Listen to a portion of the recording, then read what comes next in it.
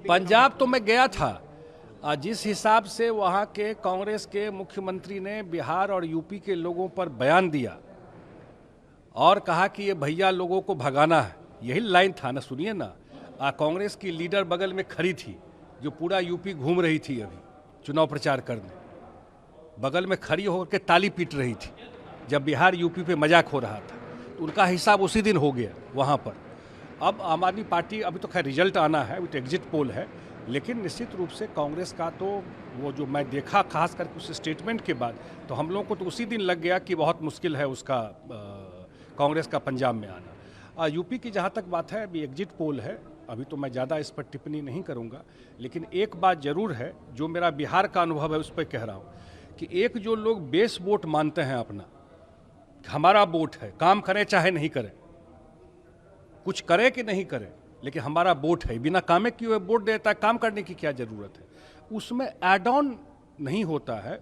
तो आप नहीं आ पाता है। बिहार में बार बार हम लोगों ने देखा है, यूपी का भी वही हाल है, एक बेस वोट है लेकिन उसमें जब तक ऐड नहीं होगा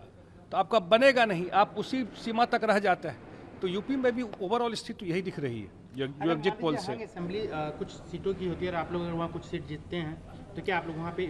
बीजेपी के साथ जाएंगे? नहीं, देखिए ये थोड़ा अर्ली होगा इस पर कहना, जो हमारा राष्ट्रीय नेतृत्व है वही इस पर डिसीजन लेगा। लेकिन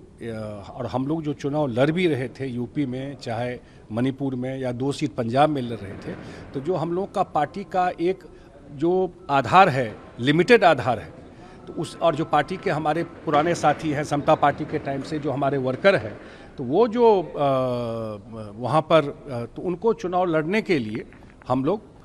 कि वो लोग चुनाव लड़ना चाहते तो वह पार्टी की तरफ से नहीं, चुनाव लड़िए। हम लोग का कोई बहुत बड़ा बेस अभी उस स्केल का, पहले तो था भी वहाँ पर, लेकिन उस स्केल का बेस कोई हम लोग का वहाँ पर नहीं है जिसके लिए कि माने पूरा प्रदेश में चुनाव लड़ते, लेकिन एक लिमिटेड बेस के आधार पर हम लोग चुनाव लड़ रहे हैं। सर, एक अंतिम सवाल, तेजस्वी यादव ने अभी कहा है कि बिहार से सीख लेनी चाहिए अखिलेश यादव को, क्योंकि जिस तरीके से यहाँ काउंटिंग में सरकार ने हेरफेर की, हमारे 11 से अधिक विधायक कोर्ट में गए हुए हैं, जीते हुए को हराया गया, कहीं ना कहीं सीख लेनी चाहिए, क्या कहेंगे इस पर? मैं अब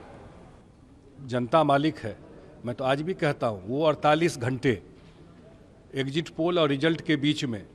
जो बिहार में लोगों का हाहाकार हो गया, हम लोग भी फ़ोन पर सुनते थे। और जहाँ तक रिजल्ट की बात है, वो तो सीट दर सीट है ना भाई, ऐसे सीट भी है जहाँ हम लोग बहुत कम वोट से हार गए, वो नहीं दिखाई पड़ रहा है क्या? है ना ऐसा सीट भी जहाँ कम वोट से हारे। तो हार और जीत तो 1 वोट से होता है, तो अगर कोर्ट है, कोर्ट अपना देगा उसमें जो भी देना है। लेकिन जनता एनडीए को नीतीश कुमार के नेतृत्व में चुनाव जिताई 2020 में, और जो भी कन्फ्यूजन करने की आज भी कोशिश कर रहे हैं लोगों के बीच में, जनता में कोई कन्फ्यूजन इस सब बात को लेके नहीं।